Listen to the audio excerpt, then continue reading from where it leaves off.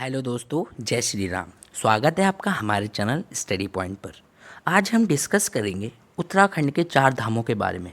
दोस्तों, आपको पता ही है, चार धाम यात्रा हर कोई करना चाहता है अपनी एक ज़िंदगी में। ठीक है दोस्तों, इस वीडियो में हम डिस्कस करेंगे केदारनाथ के बारे में, बद्रीनाथ के बारे में, गंगोत्री के बारे में और यमुनोत्री के बारे में। ये चारों हमारे उत्तराखंड में स्थित है। दोस्तों, मैं आपको एक एक पॉइंट अच्छे से समझा दूंगा, एक एक पॉइंट, इसका इतिहास, कौन से यहाँ पे पुजारी होते हैं, इन पुजारी को कहाँ कहाँ के निवासी होते हैं, इन्हें क्या कहा जाता है, और ये मंदिर के बारे में सारी इन्फॉर्मेशन। अगर आप केदारनाथ धाम आएंगे तो आपको कहाँ पे उतरना पड़ेगा, कौन से ज़िले में है, मैं आपको इस वीडियो में पूरी इन्फॉर्मेशन दूंगा। इसलिए आप हमारी पूरी वीडियो में बने रहिएगा। अगर आप हमारे चैनल पर नए आएँ तो हमारे चैनल को सब्सक्राइब कीजिएगा ज़रूर से, अगर आपको वीडियो पसंद आएगी तो। दोस्तों, शुरू करते हैं हम अपनी वीडियो को। सबसे पहला धाम है हमारा केदारनाथ धाम। दोस्तों, केदारनाथ धाम हमारा 12 ज्योतिर्लिंग में से 12वां ज्योतिर्लिंग नंबर है, मतलब कि उत्तराखंड के 12वां ज्योतिर्लिंग में से एक है। ठीक है दोस्तों, हमारा जो केदारनाथ धाम है वो हमारा 12 ज्योतिर्लिंग में से एक है, जिसे वन पर्व में भृत्यों के नाम से जाना जाता है। ठीक है, किसके नाम से जाना जाता है इसे? वन पर्व में भृत्यों के नाम से। और जो कि उत्तराखंड में तीसरे धाम के नाम से विख्यात है। तीसरे धाम के नाम से मतलब विख्यात है, जो से आप यात्रा करते हैं, अगर आप पूरे चार धाम की यात्रा करते हैं तो सबसे पहले आता है आपको यमुनोत्री। सबसे पहले यमुनोत्री, फिर गंगोत्री, फिर केदारनाथ, फिर बद्रीनाथ।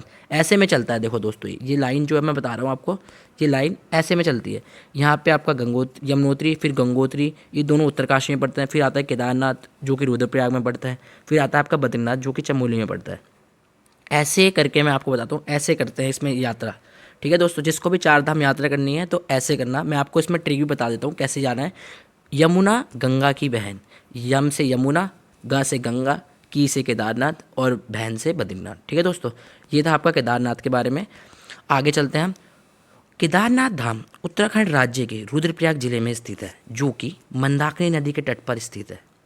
ठीक है दोस्तों, मैं आपको बताऊंगा 2013 में, 17 जून 2013 में केदारनाथ में एक बहुत बड़ी आपदा आई थी, जिसमें काफ़ी लोगों को नुकसान हुआ था। लोगों के घर गिरे थे, बिल्डिंग गिरी थी, जिसमें उत्तराखंड में ऑपरेशन सूर्यहोप चलाया था भारतीय सेना द्वारा, और वायुसेना द्वारा चलाया था ऑपरेशन राहत। ठीक है दोस्तों, कौन सा ऑपरेशन चलाया था? ऑपरेशन राहत और एक ऑपरेशन सूर्यहोप। ठीक है दोस्तों, अब केदारनाथ मंदिर और धीरे धीरे डेवलप होता ही जा रहा है, आप देख रहे हो यहाँ पे। ठीक है, आगे आगे चलते हैं अपनी वीडियो में। इसके बाद यहीं पे आदि गुरु शंकराचार्य जी थे, जो यहाँ पर अपना देह त्याग दिया था। ठीक है दोस्तों, और इसका पुनः निर्माण अहिल्याबाई होलकर जी ने कराया था। ठीक है, मैंने आपको ऊपर बताया कि आदि गुरु शंकराचार्य जी ने कराया था इसका निर्माण, और इसका देह, अपना देह यहीं पे ही त्याग दिया था। और 18वीं सदी में इंदौर की रानी थी अहिल्याबाई होलकर जी ने इसका पुनः निर्माण कराया था। ठीक है दोस्तों, केदारनाथ देख ही रहे हो आप। केदारनाथ आप बहुत ही सुंदर जगह है केदारनाथ। मैं आपको इसके बारे में बताऊँगा आप कैसे कैसे यहाँ पर जाइएगा। ठीक है, यहाँ भगवान के पिछले भाग यानी पीठ की पूजा की जाती है। यहाँ पे जैसे उत्तराखंड में आप एक उत्तराखंड में पंच केदार भी है। दोस्तों, मैं आपको इसके पंच केदार के बारे में भी आगे बताऊंगा कि पंच केदार कैसे है। पंच केदार में जो हमारे शिव जी भगवान है, उनके हर एक भाग की पूजा की जाती है। जैसे सबसे पहले हमारा केदारनाथ है, जिसमें हमारे पीछे की पूजा की जाती है केदारनाथ उनकी शिव जी भगवान की। उसके बाद आता है एक महेश्वरनाथ, जिसमें नाभि की पूजा की जाती है। उसके बाद आता है एक तुंगनाथ, जो कि उत्तराखंड में सबसे ऊंचाई चोटी पे है मंदिर है तुंगनाथ। वहाँ पे उनकी मतलब उनकी भुजाओं की पूजा की जाती है। ठीक है दोस्तों, और चौथा है वो रुद्रनाथ है, जहाँ पे रौद्रमुख की पूजा की जाती है शिवजी भगवान की। और एक आखिरी याद है कल्पेश्वर, वो कि कल्प बालों की पूजा की जाती है। ये उत्तराखंड में पंच केदारों के नाम से विख्यात है। ठीक है, इसकी वीडियो में मैं बनाऊंगा एक पूरी। ठीक है दोस्तों, केदारनाथ धाम। अब चलते हैं अपनी वीडियो पे। यहाँ भगवान शिव की शरद ऋतु की पूजा ओमकारेश्वर मंदिर में की जाती है। जब जैसे केदारनाथ के कपाट बंद होते हैं दोस्तों, तो उनकी पूजा, जो उनकी डोली होती है केदारनाथ जी की, वो ओमकारेश्वर मंदिर में ले जा लेते हैं। ठीक है दोस्तों, केदारनाथ धाम समुद्र तल से 3584 मीटर की ऊंचाई पे, मतलब कि 3584 मीटर की ऊंचाई पे। यहाँ के पुजारियों को रावल कहा जाता है। क्या कहा जाता है दोस्तों? अगर आप उत्तराखंड के किसी पेपर की तैयारी कर रहे हो तो आपको ये वीडियो और भी लाभदायक है। ठीक है, यहाँ के पुजारियों को रावल कहा जाता है, जो कि मैसूर के जंगम ब्राह्मण होते हैं। ठीक है, कहाँ के होते हैं? मैसूर के। यहाँ पे देखो गौरीकुंड देख रहे हो आप, गौरीकुंड है दोस्तों। यहाँ पे बहुत बहुत ही सुंदर दृश्य है इसका। देख कभी जाना आप उत्तराखंड के रुद्रप्रयाग जिले में, केदारनाथ जरूर घूम के आना। ठीक है, हर एक बंदे का सपना होता है केदारनाथ। और आजकल कुछ सालों से जब से यहाँ पे आपदा आई है, तो लोगों को तब बहुत ही इंटरेस्ट है यहाँ पे। पिछले साल सबसे ज़्यादा व्यक्ति यहाँ पे आए थे। 2023 में सबसे ज़्यादा लोग काउंट हुए थे यहाँ पे बद्रीनाथ से भी ज़्यादा। उससे पहले बद्रीनाथ में थे, और 2023 में केदारनाथ में सबसे ज़्यादा 18 लाख समथिंग थे। ठीक है, इसका निर्माण कत्यूरी शैली में हुआ है, जो कि भूरे रंग के पत्थर से निर्मित है। और यहाँ मंदिर 6 फुट ऊंचे चबूतरे पर बना है। ठीक है, कितने फुट? 6 फुट ऊंचे चबूतरे पर। आगे चलते हैं अपना। आदि गुरु शंकराचार्य की समाधि स्थल केदारनाथ में है। दोस्तों आपसे पूछ सकता है आदि गुरु शंकराचार्य की समाधि स्थल कहाँ पे है? केदारनाथ। आदि गुरु शंकराचार्य जी को तो आप जानते ही होंगे, इन्होंने काफ़ी सारे मठों की स्थापना की है, बहुत सारे मंदिरों की स्थापना की है। 5 नवंबर 2021 को प्रधानमंत्री नरेंद्र मोदी जी ने प्रधानमंत्री नरेंद्र मोदी जी के द्वारा शंकराचार्य की एक भव्य प्रतिमा राष्ट्र को समर्पित की गई। ठीक है दोस्तों, किसको? राष्ट्र को समर्पित की गई। केदारनाथ में 2 प्रमुख उत्सव मनाए जाते हैं, एक अन्नकूट और एक भत्तूज। ठीक है, अन्नकूट और भत्तूज। यहाँ पर कपाट खुलने की तिथि महाशिवरात्रि के दिन होती है। मैंने आपको बताया भी था कि जो महाशिवरात्रि है यहाँ पे इसकी तिथि खुलनी, जैसे शायद 10 मई को इस पर तय किया है केदारनाथ कपाट खुलने की तिथि। दोस्तों आप कभी भी यहाँ दर्शन करने जाइएगा तो एंड सीजन में जाएगा, जैसे अक्टूबर में कपाट बंद होते हैं, काफ़ी ज़्यादा भीड़ नहीं होती। अभी अगर आप कपाट खुलेंगे तब देखना लोगों कितनी भीड़ ही भीड़ पूरी। और यहाँ भैया दूज दिवाली के दिन कपाट खुलता है, कपाट बंद होते हैं। खुलते तो महाशिवरात्रि की तिथि वो होती है प्रकाशित, और जो कपाट होता है वो भैया दूज दिवाली के दिन बंद होता है। ठीक है, कब? भैया दूज दिवाली के दिन। दोस्तों मैं आपको बताता हूँ केदारनाथ जाने के लिए आपको करना क्या है। सबसे पहले जाइए आप उत्तराखंड के रुद्रप्रयाग। हरिद्वार जाइए, वहाँ से रुद्रप्रयाग की बस पकड़िए।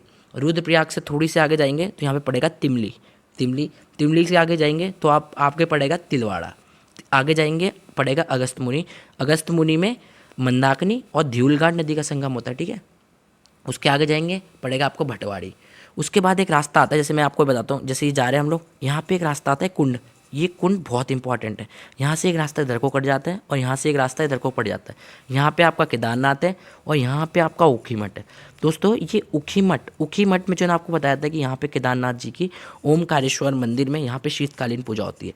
दोस्तों जैसे आप यहाँ पे, मैं बोल रहा हूँ यहाँ पे कुंड है, यहाँ से थोड़ा सा आगे जाएंगे उससे पहले, उसके बाद आएगा गुप्तकाशी एक मंदिर है जो कि विष्णु भगवान को समर्पित है। उसके बाद आएगा काली मठ कविल्टा, जहाँ पे कालिदास की जन्मस्थली है। उसके बाद आएगा आपका सीतापुरी। उसके बाद आएगा आपका सोनप्रयाग और उसके बाद आखिरी में आपका आएगा गौरीकुंड। दोस्तों यहाँ से गौरीकुंड से यहाँ से चढ़ाई शुरू होती है, यहाँ पे केदारनाथ है आपका। ठीक है, और जो सोनप्रयाग है यहाँ पे बासुकी और मंदाकिनी नदी का संगम होता है। मैं आपको धीरे धीरे पूरा समझा दिया, वैसे मैंने कैसे कैसे जाइए। ठीक है दोस्तों, यहाँ से जाइए, ये एक कुंड पड़ेगा, यहाँ से ऊखीमठ जाएगा रास्ता, और जो ये रास्ता जाएगा केदारनाथ को। ठीक है, तो बस आइए। और कभी उत्तराखंड में केदारनाथ। अगला चलते हैं हम लोग बद्रीनाथ धाम। बद्रीनाथ धाम आपके चमोली जिले में स्थित है उत्तराखंड के। ठीक है, जिसे हम विशाल बद्री के नाम से भी जानते हैं। यह मंदिर अलकनंदा नदी के तट पर स्थित है। बहुत से पेपरों में पूछा गया है जो उत्तराखंड में बद्रीनाथ मंदिर है ये किस नदी के ऊपर बना है? सही उत्तर होगा आपका अलकनंदा नदी। देखिए आप कितना सुंदर दृश्य है यहाँ पे बद्रीनाथ जी का। यह मंदिर 31-33 मीटर की ऊंचाई पर, मतलब कि 3333 मीटर की ऊंचाई पर स्थित है। यह भगवान विष्णु को समर्पित है, जिसे पुराणों में अनेक नामों से जाना गया है, जैसे मुक्तिप्रदा, योग सिद्धा, बद्रिकाश्रम, बद्रीवन, सरस्वती और विशाला। इसे विशाल बद्री भी कहते हैं। ठीक है दोस्तों, याद रखना विशाल बद्री किसे कहते हैं? बद्रीनाथ को, जो कि 31-33 मीटर की ऊंचाई पर स्थित है, भगवान विष्णु को समर्पित है। याद रखना बद्रीनाथ मंदिर विष्णु भगवान को समर्पित है। बद्रीनाथ मंदिर का निर्माण एक कत्यूरी राजा ललित सूर्यदेव ने कराया था। ये एक उत्तराखंड में कार्तिकेय वंश चल रहा था, उस समय का राजा था ये ललित सूर्यदेव। ठीक है, उसने कराया था, तथा इसका पूरा निर्माण पवार शासक अजयपाल द्वारा कराया गया था। दोस्तों गढ़वाल और कुमाऊं 2 वहाँ पे मंडल है उत्तराखंड में। जो एक अजयपाल था, एक गढ़वाल मंडल का एक शासक था। गढ़वाल मंडल में एक पवार वंश चल रहा था, उसका 37वां राजा था अजयपाल। इसने 52 गढ़ भी जीते थे, तो इसी ने यहाँ पे इसका पूरा निर्माण कराया था। ठीक है, आगे चलते हैं हम। बद्रीनाथ मंदिर के कपाट बंद होने के बाद उसकी शीतकालीन पूजा जोशीमठ के नरसिंह मंदिर में की जाती है, और यहाँ के पुजारियों को रावल कहा जाता है, जो कि शंकराचार्य के वंशज और केरल के नंबूदाय संप्रदाय के ब्राह्मण होते हैं। दोस्तों याद रखना, यहाँ के पुजारियों को रावल, जो कि केरल के नंबूधारी संप्रदाय के होते हैं। दोस्तों बद्रीनाथ मंदिर पे ऐसा कोई नहीं है, चढ़ाई वगैरह कुछ नहीं है। बद्रीनाथ मंदिर आपको पूरी गाड़ी जाती है, कभी भी आप आइएगा तो बद्रीनाथ मंदिर भी घूम के जरूर जाइएगा। ठीक है, चलते हैं हम आगे। और जो ये नरसिंह मंदिर है, एक बसंत देव था उत्तराखंड में राजा, उसने इसका निर्माण कराया था। ठीक है, जोशीमठ में है, चमोली के जोशीमठ में। बद्रीनाथ मंदिर को 3 भागों में बांटा गया है, एक गर्भगृह, मंडप और सिंहद्वार। यहाँ पे काफ़ी सारे कुंड भी है, गर्म कुंड, ठंडे कुंड, आपको पता ही है। बद्रीनाथ उत्तराखंड में अगर कुंड ना हो तो फिर कुंड, झीलें बहुत ही सारा ज़्यादा मिलेगी आपको यहाँ पे। ठीक है, अगले चलते हैं हम गंगोत्री धाम। गंगोत्री धाम आप देख ही सकते हैं, गंगोत्री मंदिर उत्तराखंड के उत्तरकाशी जिले में स्थित है। ठीक है दोस्तों, कहाँ पे है? उत्तरकाशी जिले में स्थित है, जो कि भागीरथी नदी के तट पर बसा है। यहाँ पर मंदिर माँ गंगा को समर्पित है। किसको? माँ गंगा को समर्पित है। ये भागीरथी का मंदिर भी कहा जाता है। इस मंदिर को भागीरथी मंदिर भी कहा जाता है। किसे? गंगोत्री मंदिर को। उत्तरकाशी में स्थित है, जो भागीरथी नदी के तट पर स्थित है। इस मंदिर का निर्माण गोरखा सूबेदार अमर सिंह थापा जी ने 1857 ईस्वी में किया था, तथा इस मंदिर का पुनर्निर्माण जयपुर के राजा माधो सिंह द्वारा किया गया था। दोस्तों, जो अमर सिंह थापा था, जब गोरखों ने उत्तराखंड पे 1890 में कुमाऊं में कब्जा किया था, तब अमर सिंह थापा को भी यहाँ के एक सूबे थे, मतलब सूबा बनाया था इन्हें गढ़वाल का। सबसे पहला सूबा कौन थे? गढ़वाल के अमर सिंह थापा। और कुमाऊं का पहला सूबा था जुगमल शाह। यही अमर सिंह थापा बहुत ही ताकतवर बंदे थे गोरखा रेजिमेंट के। ठीक है। गंगोत्री मंदिर का निर्माण कत्यूरी शैली या पैगोडा शैली में हुआ है, जिसके निर्माण करने में सफ़ेद ग्रेनाइट पत्थर का यूज़ हुआ है। किसका प्रयोग हुआ है? सफ़ेद ग्रेनाइट पत्थर का।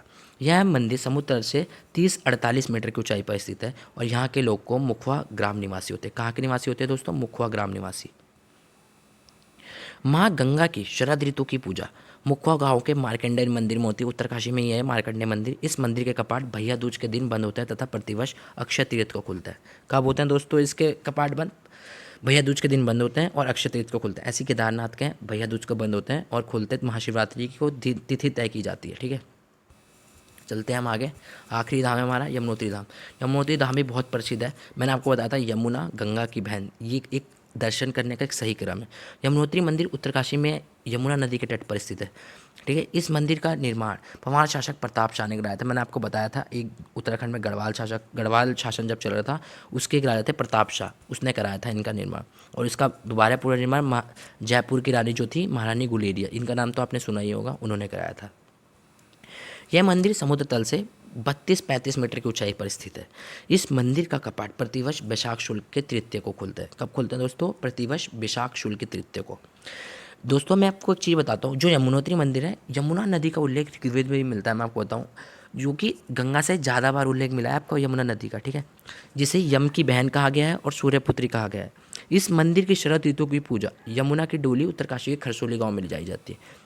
दोस्तों, यहाँ की जो पूजा होती है वो खरसोली गांव में होती है, शीतकालीन पूजा, जैसे जब कपाट बंद हो जाता है। मैंने आपको सबको बता दिया, केदारनाथ के आपके ओमकारेश्वर मंदिर में होती है, बद्रीनाथ के आपके नरसिंह मंदिर में होती है, और उसके मुखवा गांव के खरसोली वो मार्कंडेय मंदिर में होती है गंगोत्री की, और यमुनोत्री की खरसोली गाँव में होती है। ठीक है दोस्तों, ये थी आज की हमारी वीडियो। और मैं आपको बताऊं दर्शन करने का सही क्रम, ये मैंने आपको बता दिया है कि यमुनोत्री, गंगोत्री और केदारनाथ धाम, केदारनाथ और बद्रीनाथ। दोस्तों, ये थी आज की हमारी वीडियो। अगर आपको हमारी वीडियो पसंद आई तो लाइक, शेयर, सब्सक्राइब और बेल आइकन को जरूर प्रेस कीजिएगा, जिससे कि आपको हमारी वीडियोस की अपडेट्स मिलते रहें।